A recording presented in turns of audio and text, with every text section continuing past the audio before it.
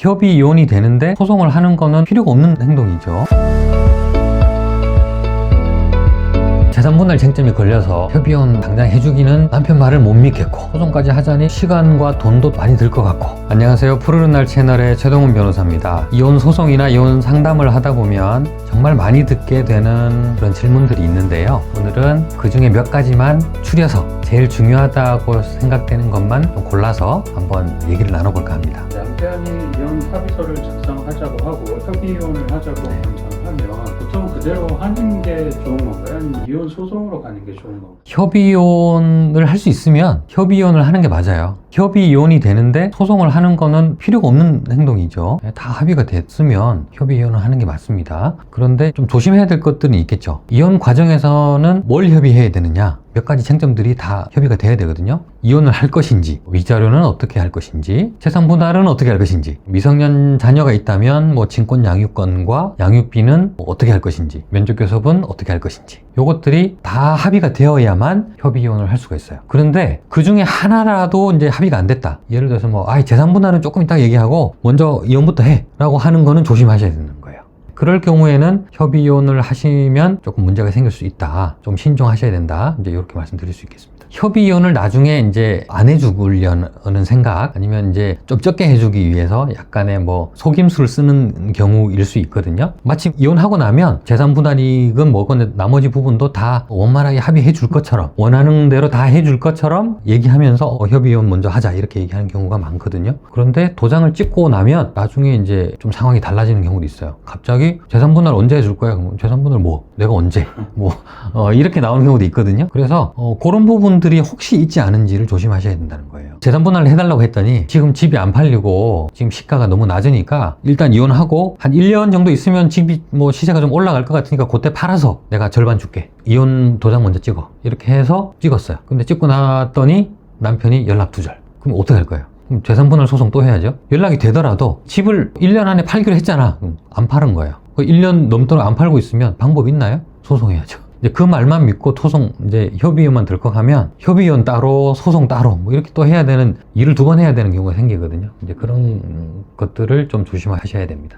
모든 재산이 남편 명의로 되어 있는데 남편은 아내가 기여한 것이 거의 없다면서 재산 분할로 내가 얼마 정도 줄 테니까 그냥 이걸로 합의하자 이렇게 나온다면 어떻게 대응하는 것이 맞을까요? 보통 이제 제가 보면 재산 분할 쟁점이 끼어 있는 상황이면 남편들이 돈을 안 준다고 하는 경우가 많고, 준다고 하더라도 조금 주려고 해요. 논리를 들어보면 이런 거죠. 결혼 생활 내내 내가 밖에서 일 다 하고 월급 받아가지고 생활비 다 갖다 주고, 당신은 집에서 내가 갖다 주는 돈 받아서 편안하게 집에서 먹고 자고 해놓고 이제 와서 무슨 재산 분할 해달라고 그러냐. 내 덕분인 줄 알아라. 먹여 살려준 것만 해도 감사해야지. 몸만 나가. 당신이 여기 한 게 뭐가 있어. 집 살 때 돈을 보탰어. 월급을 받아서 생활비를 보탰어. 그럼 몸만 나가. 이렇게 얘기하거든요. 아니면 조금 줄 테니까 나가라 하는 경우 있어요. 집이 10억짜리인데 하나도 안 줘도 되지만 내가 호의로 한 1억 줄 테니까 나가라. 요거라도 준다고 할 때 받고 나가. 아니면 이거 싫으면 그만둬. 내가 소송하면 땡전 한 번 안 줘도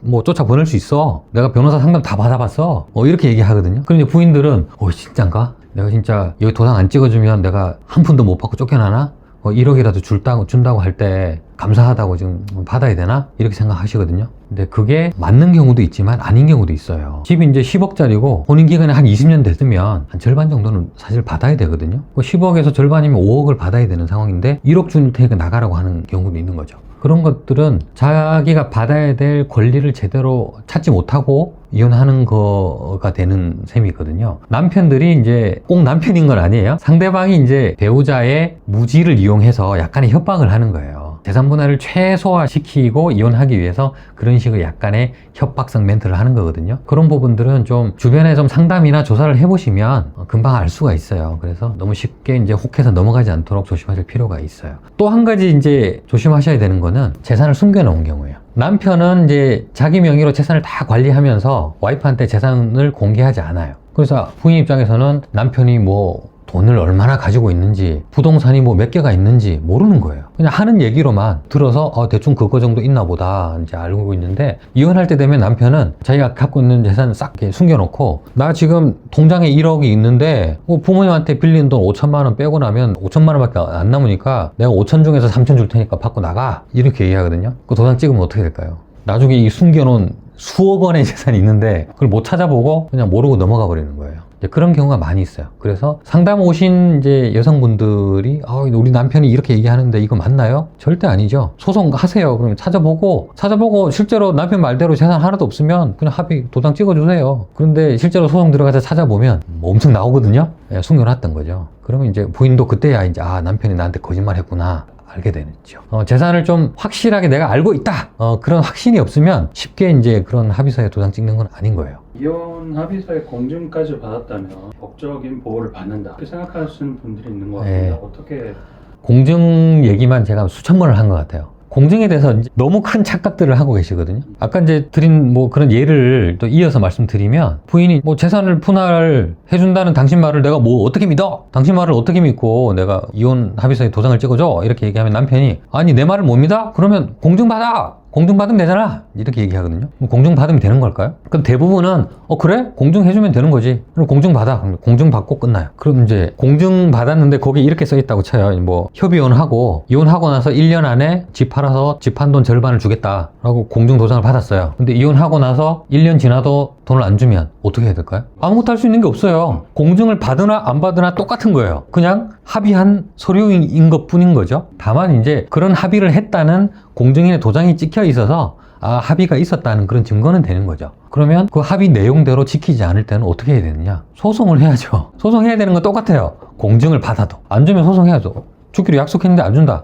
소송해서 받아야죠. 그럼 계속 소송하는데 뭐 한두 달만 되나요? 1년씩 걸리겠죠. 그래서 얼마 주라는 판결이 나와야 그거 가지고 이제 또 강제 집행하고, 그거는 공증을 받으나 안 받으나 똑같기 때문에 공증해 줄 테니까 뭐 도장 찍어, 그 얘기는 잘못 알고 계신 거예요. 공증 받으나 안 받으나 큰 차이는 없다는 점을 알고 계셔야 되고, 공증을 받았다고 해서 그게 약속을 이행한다는 보장이 되는 건 아닙니다. 공증은 판결문이 아니고요. 공증 받았다고 해서 소송이 다 끝난 것도 아닙니다. 그걸 오해하지 말으셔야 됩니다. 합의서에 공증까지 다 받았는데 협의 이혼을 하는 대신에 소송까지 가는 거는 여기까지 왔는데 너무 부담스럽다 생각하시는 분들께 소송 대신 좀 권장해 주실 만한 팁이 있을까요? 네. 당연히 있죠. 네. 네. 협의혼을 하려는데 재산분할 쟁점이 걸려서 이거를 협의혼 당장 해주기는 남편 말을 못 믿겠고, 그렇다고 뭔가 소송을 하자니 어느 정도 지금 합의는 다 됐는데 소송까지 하자니 뭐 시간과 돈도 좀 많이 들 것 같고, 그럼 어떻게 해야 되냐? 이혼 조정이라는 제도가 있어요. 협의혼은 뭐 재산 분할을 어떻게 해준다라고 써도 그건 법원에서 확인해주는 서류가 아니기 때문에 그냥 두 사람 사이의 개인적인 합의 서류에 불과한 거예요. 뭐 판결문이나 이런 효력은 없는 거죠. 합의한 대로 좀 이행을 강제할 수 있도록 판결문 효력을 주는 거, 그것이 이제 조정이거든요. 조정은 재판 절차의 하나이긴 하지만 본격적인 이런 다툼으로 들어가기 전에 합의한 내용을 서로 상대방이 모여서 확인하고, 판사가 이제 최종 확인하고 이게 이상이 없으면 양쪽이 이제 사인을 하고, 그러면 이제 판사가 이제 조정조서를 만들어요. 조정조서는 합의한 내용이 그대로 들어갑니다. 네. 이혼하고 뭐 그 뒤에 1년 뒤에 안에 얼마를 주겠다 재산분할로, 이런 문구가 들어가거든요. 그러면 조정이 성립이 된 거예요. 그 조정은 판결문의 효력이 있습니다. 나중에 뭐 돈 준다고 했는데 안 줬을 때 소송을 또 할 필요가 없는 거죠. 이미 소송을 한 거예요. 바로 강제 집행할 수 있어요. 그래서 조정이라는 제도를 이용하시는 게 아주 간편하고 비용도 저렴하다. 그리고 조정 때는 변호사가 개입할 수 있어요. 협의혼은 개입할 수 없거든요. 조정 때는 이제 합의한 문구를 변호사와 상담을 통해서 다 만들고 미리 법원에 제출해 놓고 그대로 조정이 되도록 하면은 실수할 일은 없으시겠죠. 이혼 합의서를 작성했는데 이미 다 작성했는데 이혼 소송을 또 할 수 있나요? 재산 분할 합의서를 이미 작성했는데 재산 분할 소송을 또 제기할 수 있나요? 이것도 이제 가끔 나오는 문제예요. 이혼 합의서 썼는데 이혼 소송을 갑자기 내더라. 어떤 분도 오셔가지고 제가 이혼 합의서 법원에 신청을 해놨고요. 다음 주에 뭐 확인하러 법원에서 오라고 하더라고요. 근데 지금 얘기 들어보니까 남편이 좀 너무 괘씸해서 용서해주고 싶지 않은데 지금이라도 소송할 수 있나요? 할 수 있어요. 협의이혼이 아직 된 게 아니에요. 협의이혼 확인받고 이혼 신고까지 끝났다면 그때는 이제 이혼이 돼버린 경우이기 때문에 이혼 소송은 못하겠죠. 하지만 협의이혼 절차를 진행 중이라면 합의서를 썼더라도 이혼 소송 할 수 있습니다. 소송을 들어갔다면 그러면 그 앞에 썼던 합의서, 재산 분할은 어떻게 하고 양육자는 누구로 하고, 그 합의서는 효력이 어떻게 될까요? 없어져요. 그 합의서는 협의 이혼을 전제로 해서 쓴 거기 때문에 소송으로 갔을 때는 효력이 없는 거예요. 소송에서는 별개로 판단을 합니다. 다시. 재산분할도 마찬가지예요. 재산분할 협의서 써놓고 협의이혼을 했다고 쳐요. 그럼 나중에 이제 재산분할 소송을 또 내는 거예요. 이혼 후에 2년 안에는 재산분할 소송을 또 할 수 있게끔 돼 있거든요. 또 할 수 있는 게 아니고 소송을 할 수 있게끔 돼 있어요. 그런데 이혼하고 재산분할 다 끝났다고 생각했는데 소장이 덜컥 왔어요. 뭐야, 우리는 이미 재산분할 협의서 다 쓰고 거기에 쓰인 대로 내가 돈 다 줬는데 무슨 재산분할을 또 해달라는 거야. 우린 다 끝났는데. 근데 그게 재산분할이 끝났을 수도 있고 안 끝났을 수도 있는 거예요. 보통 이제 재산분할 협의서를 밖에서 쓰는데 그거는 법원이 무효로 판단하는 경우가 많습니다. 재산분할 취지가 이혼할 때 이제 부부가 공동으로 노력해서 마련한 재산들을 빠짐없이 각자의 기여도에 맞게 이게 청산해서 분할한다는 것이 재산분할 제도의 취지잖아요. 그런데 대부분 간단하게 써요. 우리 협의이혼하고 뭐 2번 이혼하고 나서 1년 안에 내가 1억 준다. 도장 찍고. 그게 간단해 끝나는 거죠. 그래서 1억 줬어요. 다 이행한 거죠. 근데 소송이 또 들어왔어요. 재산분할 해달라고. 이게 되는 거냐. 그러면 법원에서 쟁점이 되는 것이 원래 썼던 합의서, 재산분할 합의서 1억 준다고 하고 1억 줬는데 이게 효력이 있는 거냐. 이게 무효라면 다시 소송할 수 있겠죠. 그런데 무효가 되는 경우가 있어요. 법원에서는 부부가 갖고 있는 모든 재산을 다 공개하고, 그러니까 다 적시해야 되는 거예요. 거기에 대해서 남편 기여도가 어떻고 부인 기여도가 어떠니 이거를 몇 대 몇으로 나눈다. 그래서 부인한테는 얼마를 준다. 이런 과정까지 다 나와야 되는 거예요. 그래야 그게 효력이 있습니다. 그게 없다면 무효가 될 가능성이 크죠. 그리고 효력이 있다고 하더라도 일부 합의에 불과한 경우도 있어요. 예를 들어서 남편 재산이 한 10억이 되는데 20년 차 이제 부부가 이제 이혼하면서 재산 분할로 1억을 준다 이렇게 쓴 거예요. 20년 차 정도면 5대5로 나누는 게 정상이라고 제가 말씀드렸는데 그러면 5억은 받아야 되거든요. 그런데 1억밖에 안 받은 거예요. 4억을 못 받은 거죠. 그럼 부인은 내가 못 받은 4억을 더 주세요라고 소송을 또 낼 수 있는 거예요. 그럼 법원에서는 이제 이게 완결된 최종적인 재산분할 합의서냐 아니면 1억에 대한 일부 합의에 불과하냐 이걸 따져봅니다. 그런데 일부에 불과하다 이렇게 판단받을 가능성이 크다는 거죠. 그러면 4억은 별도로 받을 수 있는 거예요. 소송을 통해서. 그래서 여기서 이제 알 수 있는 건 뭐냐, 재산분할 협의서를 쓸 때는 대충 한두 줄 이렇게 써서는 안 된다는 거예요. 이게 최종적이고 완결된 더 이상의 재산분할은 없고 소송도 하지 않는다는 최종적인 분할 합의서가 될 수 있도록 써야 된다는 겁니다. 그래서 그거를 혼자 쓰기는 사실 어렵죠. 유효가 될 수 있는 요건을 잘 알고 있는 변호사를 통해서 쓰시는 게 이제 안전하실 것 같습니다. 오늘은 이혼 소송 그리고 협의 이혼과 관련해서 가장 많이 하는 질문들 그리고 이혼 합의서 요것과 관련된 쟁점들에 대해서 오늘 한번 얘기를 나눠봤는데요. 다음 시간에는 요것과 관련해서 조금 더 깊이 있는 얘기를 다시 한번 나눠보도록 하겠습니다. 감사합니다.